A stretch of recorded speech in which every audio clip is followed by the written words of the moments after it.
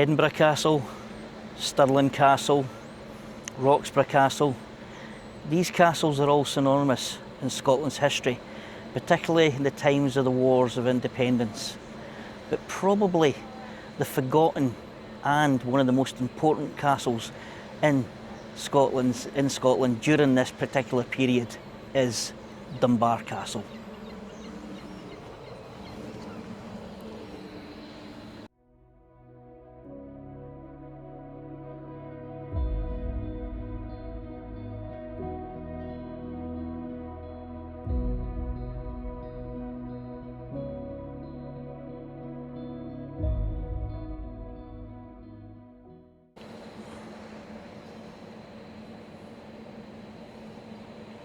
A castle has existed here since the Pictish times. In fact, this is where the town of Dunbar gets its name. Dunbar meaning the fort of the point.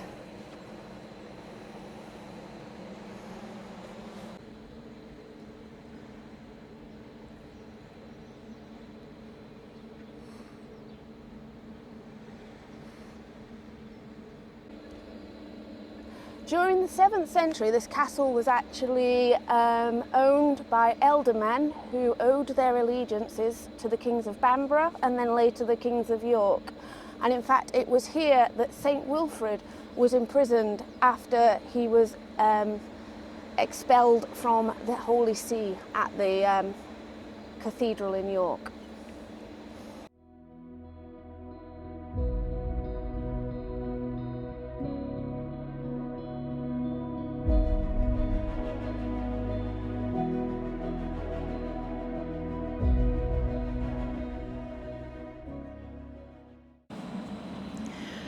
In 1214, Dunbar Castle was burned by King Kenneth MacAlpine, the man who is recognised as the first King of Scots.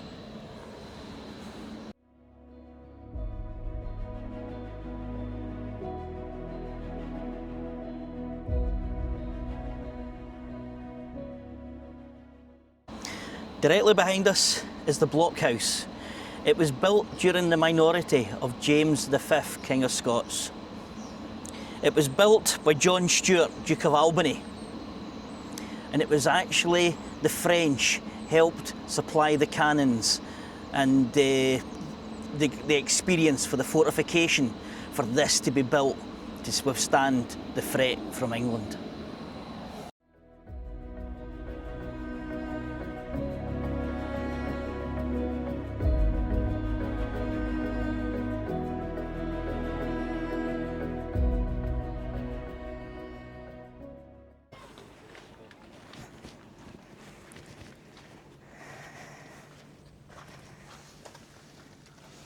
What you have here is medieval vaulted chambers.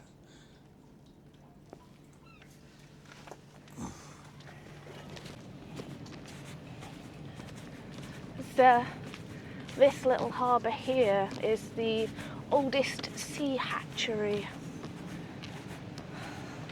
So when you see them, when they hatch their youngs and when they're big enough they release them, this was the first place that they did that. Well.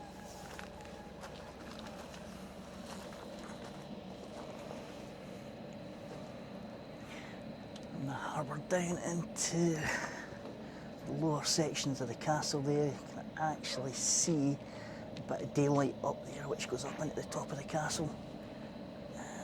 Up through the wooden frame there, so yeah, under vaulting of the castle. When you walk around the castle now, you look at the harbour itself. What you've got to picture is this. You have the castle over there, the harbour here, and the battery behind. But the battery was actually a part of the castle.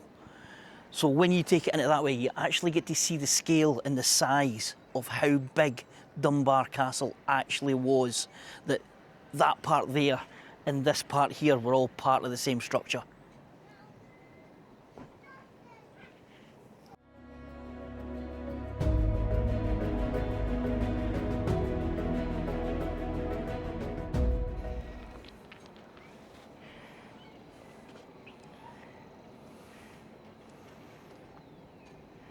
Edward I of England would successfully capture Dunbar Castle in 1294 after his as part of his successful campaign in Scotland.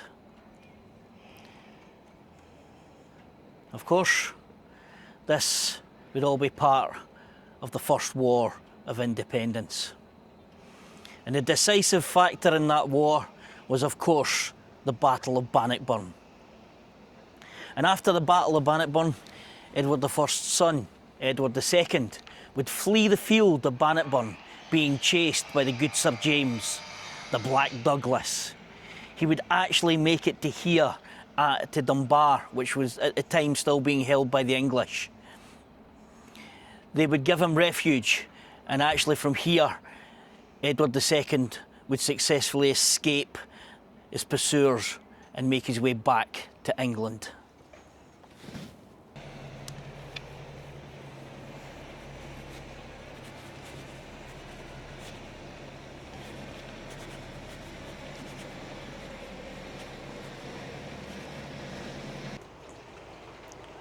Agnes Randolph, or Black Agnes, was married to Patrick Dunbar, the Earl of March.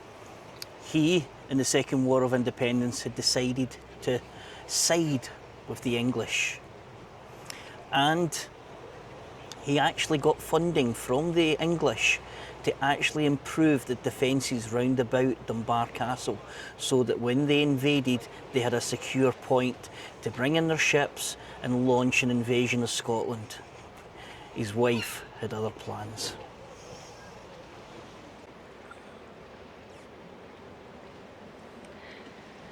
In January 1338, Patrick Dunbar was away from the castle with his troops. His wife, Black Agnes, was here with just a small staff to support her when the English came to visit. She is said that she was refused entry to the Earl of Salisbury leading his army, saying that she owed her allegiance to the King of the Scots. The Earl of Salisbury replied by launching large rocks via catapult at the castle, to which it is said that Black Agnes sent one of her maids to the top of the castle wall to dust it off with her kerchief as an act of defiance.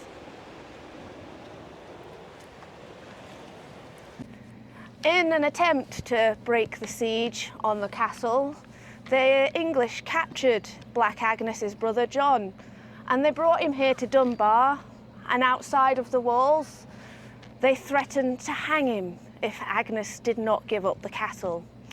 She replied that she was perfectly fine with that because she was his heir and she would inherit all of his lands and holdings.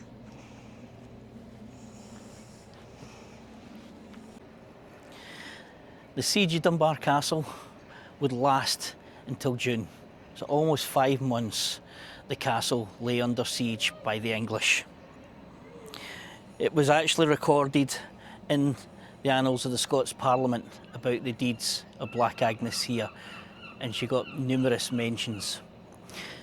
The English were never able to really keep hold of or put the castle in any great danger, because the Scots were always able to bring ships round the back of the castle away from them, away from their siege engines and their cannons and their guns, and were always able to supply the castle with food and whatever else was needed.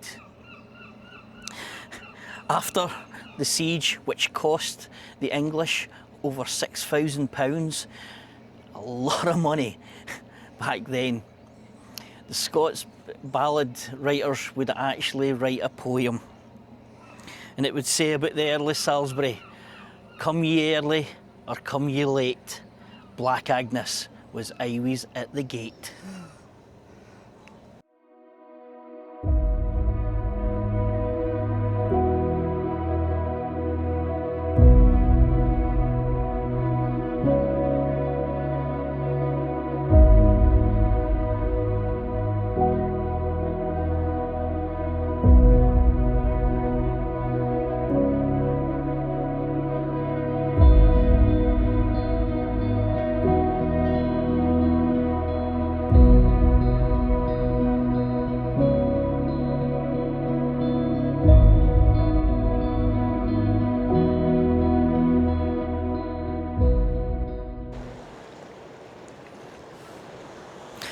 don't know if you'll be able to make it out on the camera here, but you can actually see the original stone staircase cut from the seawall up into the castle itself.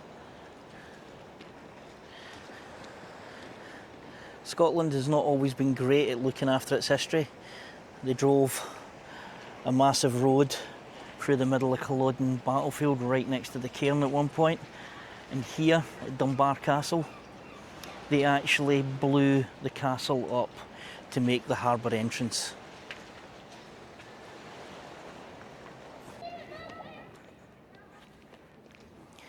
Behind us is the original harbour entrance from the medieval times.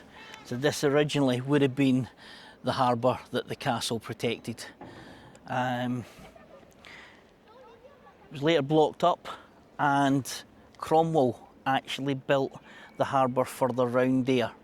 Again, very, very accessible for his troops to come into Scotland, and a good staging place for whenever they came up to invade or supplying during his Commonwealth period.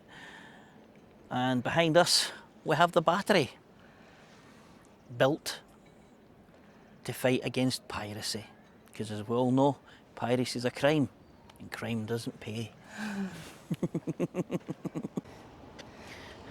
The battery here at Dunbar Harbour, which was originally part of the castle, was then turned into a protective fortification, and it was attacked twice by American sea raiders during the American War of Independence.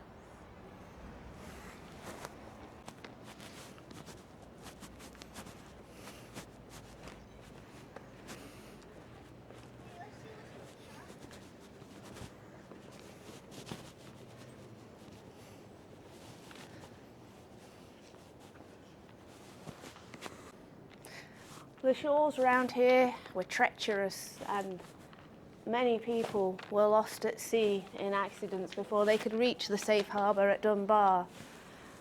But at least the dog survived.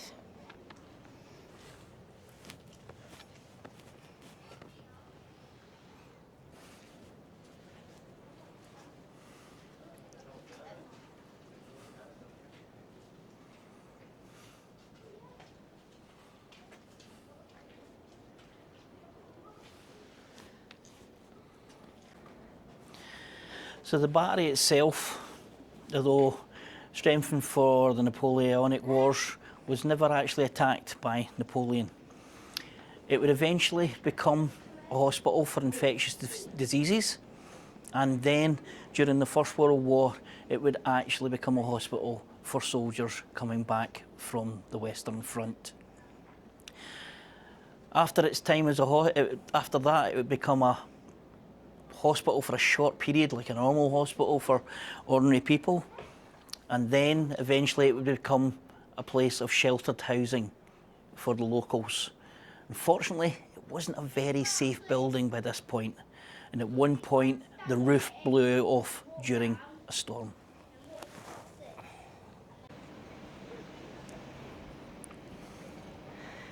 For centuries, Dunbar Castle was a pivotal part in Scotland's history. Its walls would have rang with the voices of men and women and even monarchs as they went about their work. But today, the ruin lies mostly forgotten, almost completely destroyed, and now it's only filled with the echoes of the seabirds that nest there.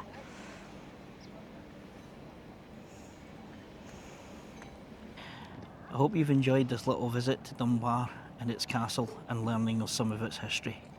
We'll see you next time on Exploring Alba and Beyond.